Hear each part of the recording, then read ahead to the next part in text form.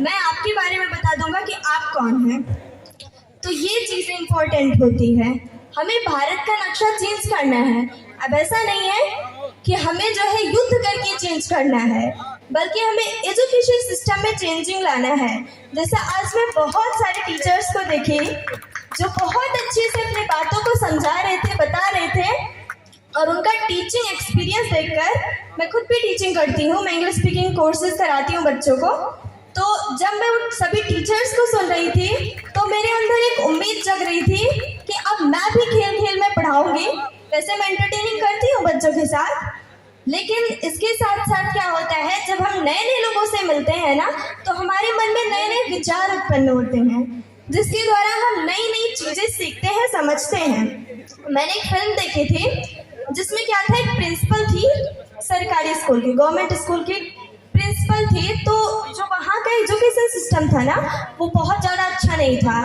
बच्चों को मार पीट के, डांट के, फटकार के पढ़ाया जाता था।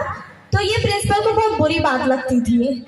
उसने क्या किया ना, एक दिन टीचर का एग्जाम लिया तो उनके मार्क्स बच्चों से भी बदतर आए।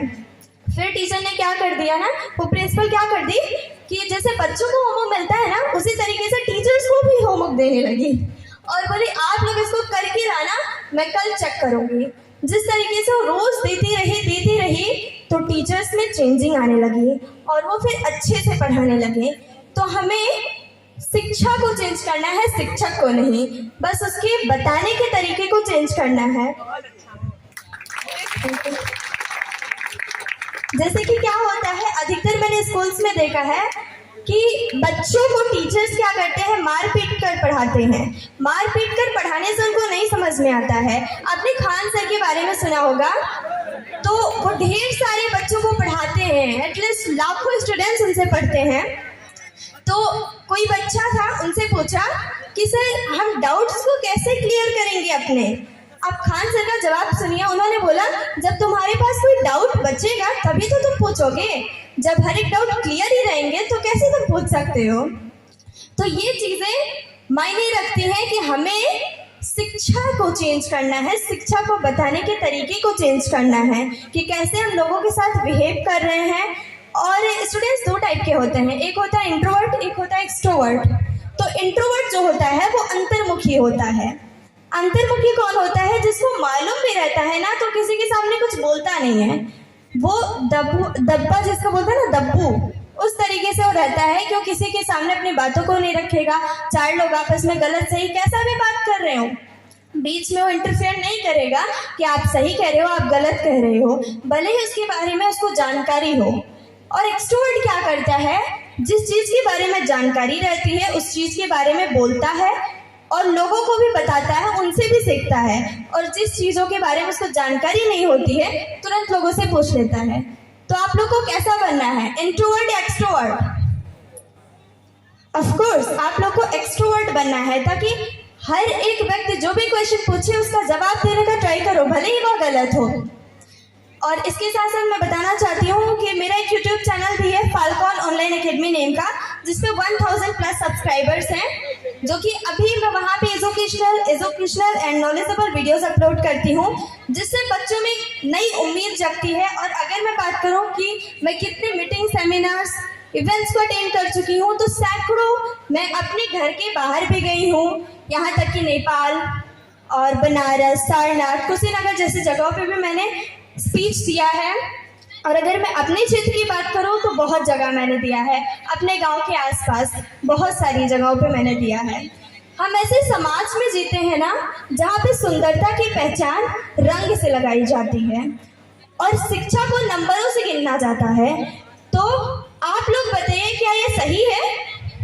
बिल्कुल नहीं सही है, क्योंकि हम किसी के रंग से उसके ज्ञान की पहचान नहीं कर सकते हैं, उसके मार्क्स से उसके एजुकेशन की पहचान नहीं कर सकते हैं। एजुकेशन नॉलेज में डिफरेंस होता है। एजुकेशन वो चीज़ होती है जो आपको स्कूल, कॉलेज, यूनिवर्सिटी और एक्स्ट्रा अदर चीज़ों से आपको मिलती है, लेकिन नॉलेज वो चीज़ होती है जो आपको रियल लाइफ एक्सपीरियंस से पता चलती है, जो आप जिंदगी में सीख रहे हो, जो आप एज के साथ साथ लोगों को, देश दुनिया को देखकर सीखते हो, वो होता है आपका नॉलेज। तो ये डिफरेंस होती है नॉलेज एंड एजुकेशन के बीच में।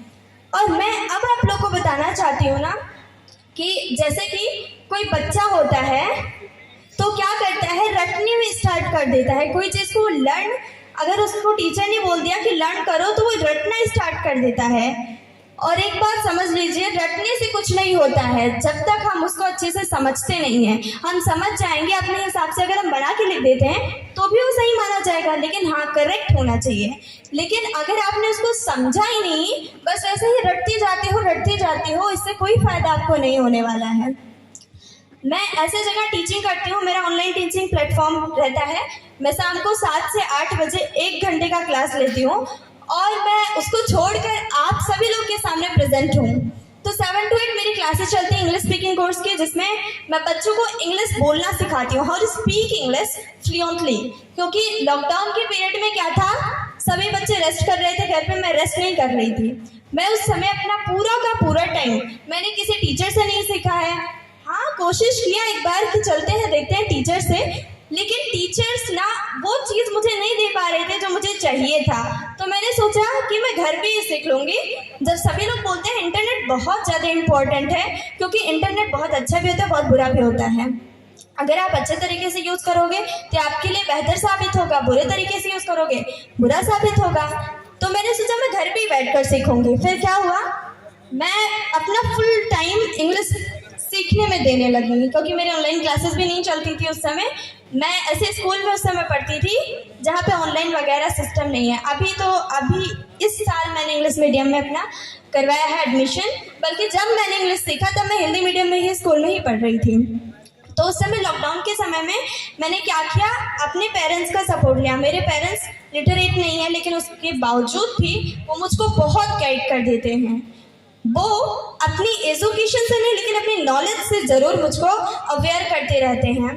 तो इंग्लिश सीखने की शुरुआत होती है जब मैं घर पे बैठी रहती हूँ। अचानक से मेरे पापा ना जानवी पवार नाम की एक लड़की है, उसका मुझे वीडियो दिखाते हैं। अब वो जो है उस समय 7 लैंग्वेजेस को बोल सकती थी। तो मैंने अपने अंदर ये सोचा, ये 7 लैंग्वेजेस को बोल सकती है, क्या मैं इंग्लिश नहीं सीख सकती हूँ? वो डिफरेंट कंट्रीज की इंग्लिश जानती है, क्या मैं अपने इंडियन इंग्लिश से नहीं सीख सकती हूँ? फिर क्या था, मैंने स्टार्ट कर दिया वर्ड मीनिंग्स, हर एक चीज़ को जो भी इंग्लिश सीखने में वर्क करती है सुनना स्टार्ट कर दिया। और एक तो मेरी बचपन से आदत है, अब चाहे आप इसको एक प्रकार से मजाक मान लो या फिर इसका मजाक उड़ा लो, मैं क्या करती थी ना कि मैं एक डंडा लेती थी और जितनी भी झाड़ियाँ होती थी मैं उसमें मारा करती थी हमेशा। तो मेरे जो चाचा जी होते थे वो हमेशा मेरा मजाक उड़ाया करते थे कि छगड़ी चला रही है, लेकिन उस समय मैं ये नहीं करती थी। मैं उस समय खुद से बातें किया करती थी, क्योंकि मैं अगर किसी और से बातें, या तो मैं शीशे के सामने खड़ी हो जाती थी या फिर वही वाला तरीका आजमाती थी। तो इससे मेरा क्या बेनिफिट हुआ कि स्पीकिंग स्किल जो थी मेरी वो इम्प्रूव हो गई। भले ही ये कैसा भी इम्प्रूव हुआ, लेकिन इम्प्रूव हो गया। देन क्या हुआ, इंग्लिश का भी मैंने वही चीज़ अपनाया।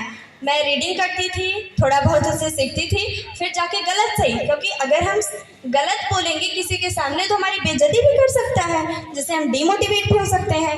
लेकिन अगर हम नॉन लिविंग थिंग्स से कन्वर्सेशन करते हैं तो हमारी बेइज्जती नहीं करेगा।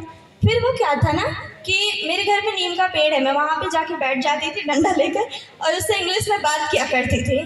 तो इससे क्या हुआ, मेरी इंग्लिश स्पीकिंग में इम्प्रूवमेंट आई। तो जब भी मैं बच्चों को पढ़ाती हूँ, उन लोग को ये समझाती हूँ ना, तो मैं अपने सामने खुद कन्वर्सेशन करवाती हूँ।